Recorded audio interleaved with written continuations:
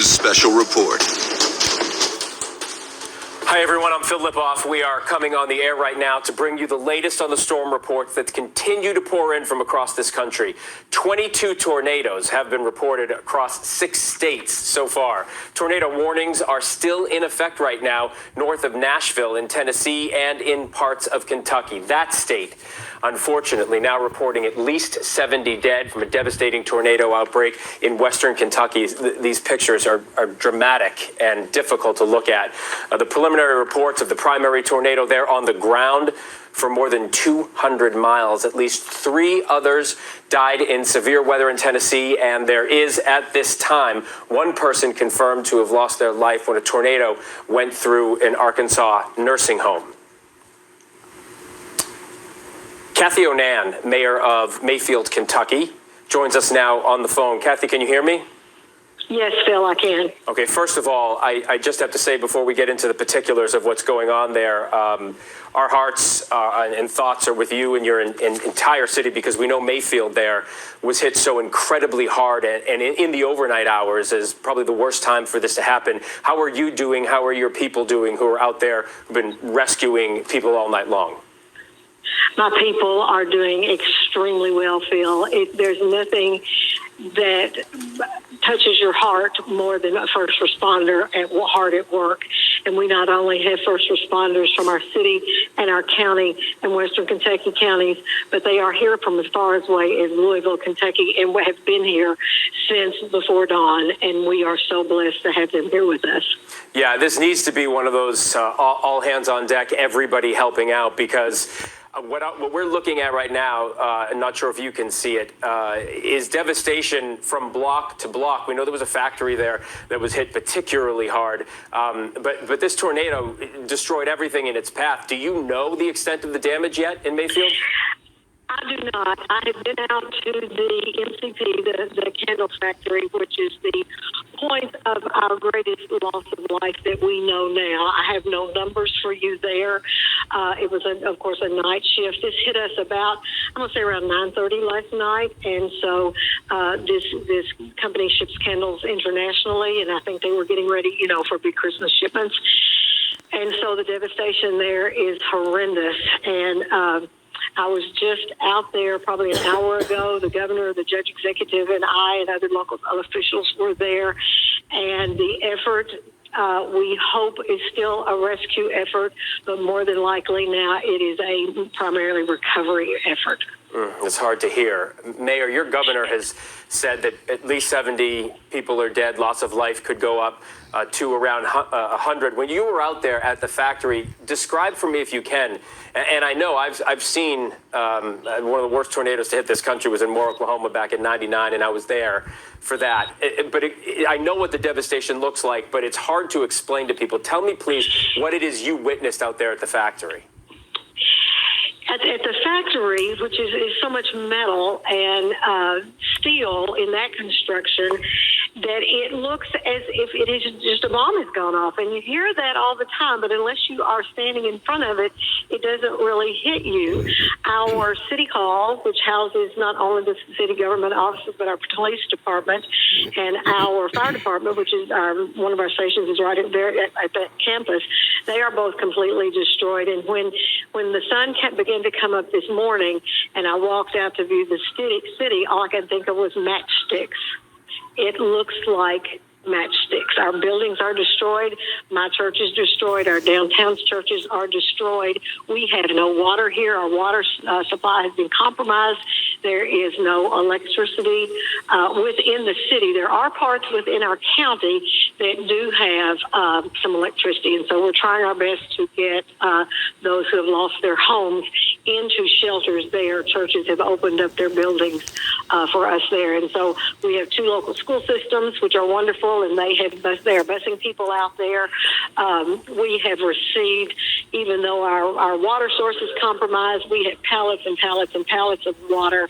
Every type, I've heard from so many mayors all over the state, every type of aid that you can think that we need immediately is pouring into our small community. Absolutely. You're on the southwestern corner of the state near Tennessee, and we know that was obviously right in the path of the tornado. I would expect mayors from all across, as you said, are going to be sending people your way. You talk about matchsticks, and people will say a tornado sounds like a train was coming, and the devastation was horrific, and everybody says the same thing, because this kind of devastation is just that. Things that defy logic. You're turning around and looking at cars tossed up on top of buildings and trucks thrown everywhere, and people hear that, but when you see it and when you're standing in it, it doesn't feel like anything you've experienced in this country, because people say it does feel like a war zone. Everywhere you look, there's no power, there's no water, there are no buildings left standing. What's the population of Mayfield? Our population is just under 10,000 after the last census. All right, and so where are you housing? You said there are a couple schools and you're busing people, but what's the process right now as the sun has come up to get people to safety? Well, we have an emergency operations center set up, and I don't have that number right in front of me, but people can call here. Shalom, shalom. This is the brother Kadar Bond, GMS Mississippi Gulf Coast. I'd like to start by giving all praise, honor, and glory to Yahweh, Ba'ashem, Yahweh Shai, Bahashem, Rahaha Kadash. Double honors are given unto the apostles, the elders, the great millstone, men who have labored and suffered in this truth for over 30 plus years, making their lives and their bodies a living sacrifice. I'd also like to send a shalom to the hopeful elect, 1/3 of the nation of Israel, various GMS camps, heads of those camps. Also, shalom to any of you occupied on the highways and hedges, bringing forth this 100% truth, walking in one body, one spirit in Yahweh Shai. To you all, shalom. And just looking at this news report here from Breaking News, special report, voice of Mayor Kathy Stewart, Mayfield, Kentucky. And just like you said, that looked like a war zone. It goes to show you the devastation of what the Lord can do. And don't be dismayed, because this is the work of the Lord. These people, these so-called Edomites, are the wicked that ruled the planet, along with the heathens and 2/3 of our own people, are witnessing the end of an age.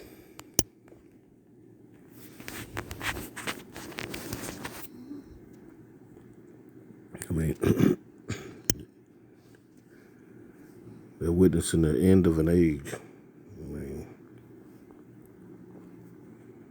I mean, these people were gearing up for Christmas and whatnot. It is December, the 12th, 11th, 12th? It's like a few weeks out from Christmas. I mean, they're geared up for all this stuff. And the Lord's not having it. It's time out for this. This word goes out to you, so-called blacks, Hispanics, and Native Americans. Come up out this foolishness, because this is the work of the Lord. This place, a.k.a. America, the scriptures is known as Babylon the Great. The Lord is going to utterly destroy this place. And if you don't think the Lord was behind the wind, we're going to read a few scriptures, scriptures to verify it.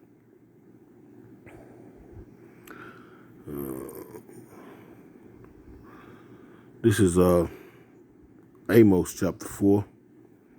And I'm going to start at verse 12, point being at 13. And it reads, "Therefore, thus will I do unto thee, O Israel, and because I will do this unto thee, prepare to meet the power of Israel. For lo, he that formeth the mountains and created the wind, and declareth unto man what is his thought, that maketh the morning darkness and treadeth upon the high places of the earth. The Lord Yahweh, the power of hosts, is his name. Let's grab a few more here to reinforce that the Lord is in control of all. That destruction that you see there, it looked like a bomb went off. It's like it's too close to my, move out the way. It looks like a bomb went off. That's all the doing of the Lord. This place is being judged for all the wickedness that it perpetuates onto the world and for the crimes it has done to the Lord's people. This is Isaiah chapter 25. I'm going to go straight to the point. Let's see.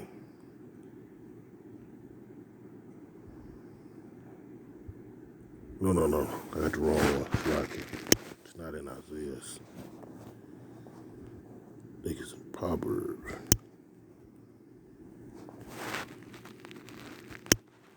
Verse 25. Proverbs.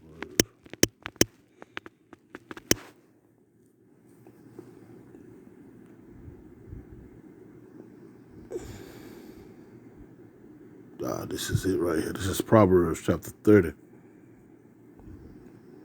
Straight to the point, verse 4. No, I'm going to start at verse 3. It says, neither learn wisdom nor have knowledge of the holy, who had ascended up into heaven, or descended, who had gathered the winds in his fist, who had bound the waters in a garment, who had established all the ends of the earth. What is his name? And what is his son's name, if thou can tell us? And that's the Lord Father, Yahweh. Why Yahweh Shai? The Son. And it's just giving you a rundown of how the Lord creates all and has created all and is behind all. Let's try a few more here. Try to drive it home. I think it's Psalms 107. Psalms 107. Let's see. I'm going to just touch a few points in. I'm going to close out.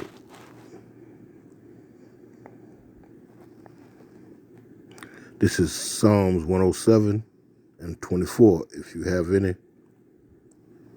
discrepancies, a doubt that the Lord controls the very wind, Esau just tried to predict it on the left-hand side with his meteorologists and people who study the weather and whatnot. But be not dismayed, the Lord is behind all the works here on the earth. This is Psalms 107, verse 24. It says, These see the works of the Lord Yahweh and his wonders in the deep. They're all, even in the deepest ocean. For he commandeth and riseth the stormy wind, which lift up the waves thereof. Now, then I'm going to just jump around here. I'll go to one more here real quick. I'm going to go to Jeremiah 10. Okay. Move out the way. Jeremiah 10. And straight to the point. This is Jeremiah 10 and point being in 13. We're going to start at 12. It says, He had made the earth by his power, Most High, Yahweh Bashem Yahweh Shai. He had established the world by his wisdom. He had stretched out the heavens by his discretion. This place is a footstool to the Lord. You think he don't control the weather patterns here? The Lord did what you seen there in that video. Verse 13, and it reads, when he uttered his voice, there is a multitude of waters in the heavens, and he causeth the vapors to ascend from the ends of the earth. He maketh lightning with rain, and bringeth forth the winds out of his treasures. And I say that to say this because, see, this place is being judged. There's no two ways about it. That's just what's going on here. This place is being judged. And the Lord is going to deal with these people accordingly. You know, the wicked of our people as well. You know, he going to enter into the house and he going to take down this devil. You can't run about across the world and do all that death and mayhem, steal lands, and you just can't get away with all this. So the Lord is going to take down the house of the wicked. And we're seeing it through his wonderful works. This is Proverbs 21 and verse 12, and it says, the righteous man wisely considered the house of the wicked, but God overthroweth the wicked for their wickedness. In America, they had that old slogan when Trump was in office, make America great. This place will never be great. This place is on its way out. That's just the gist of it. Let's pull a nut in here. This is Proverbs 14. We're just going to touch a few points here. In verse 11, it says, what it says,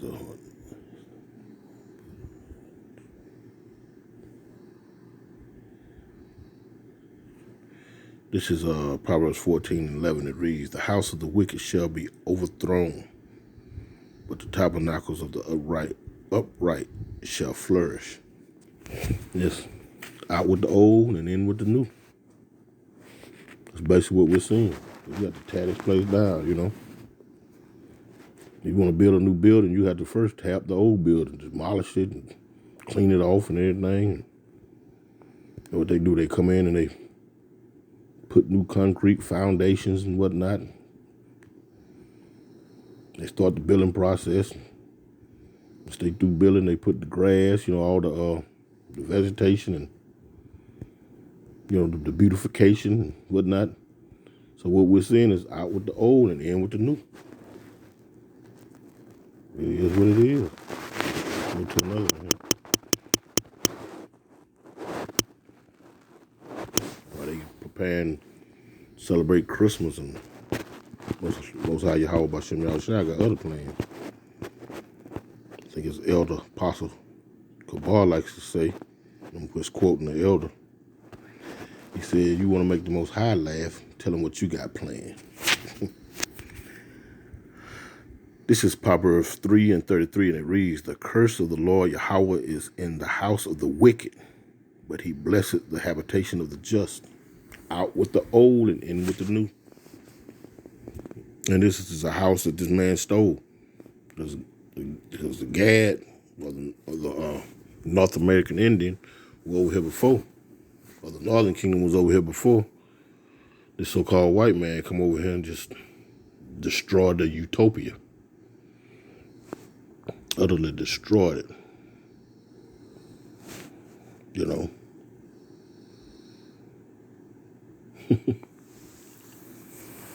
Yeah. He stole this land and the people that he brung over here.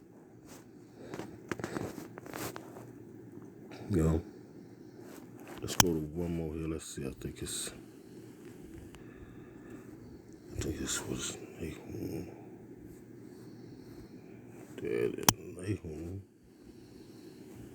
1.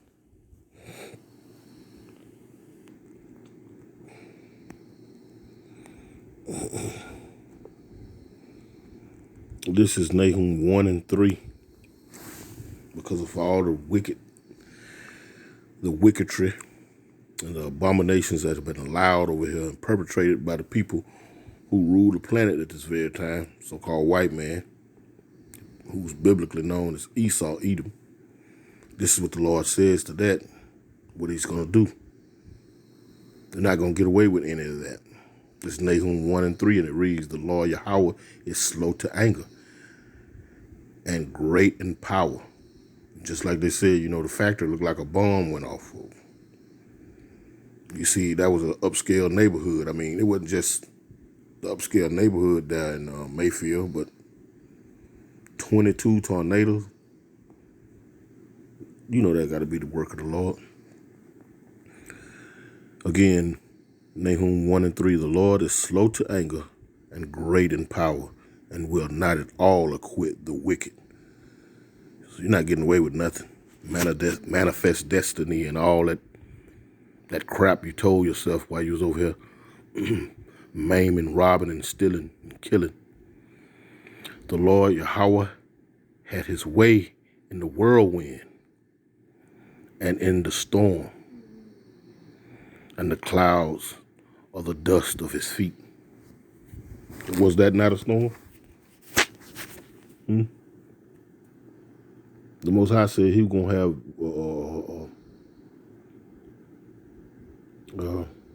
war generation to generation with this so-called white man. Generation to generation. Matter of fact, let's pull it real quick. Let's see what it is. Exodus. And do not the so-called white man rule America? Maybe not the ones that you see there in office and whatnot, in the high places, and your heads of state and whatnot, but the ones behind them, the money men, the banksters, the gangsters, the international banking cartel, stealing lands, putting people out. This is Exodus 17, and you know what? Let's get straight to the point.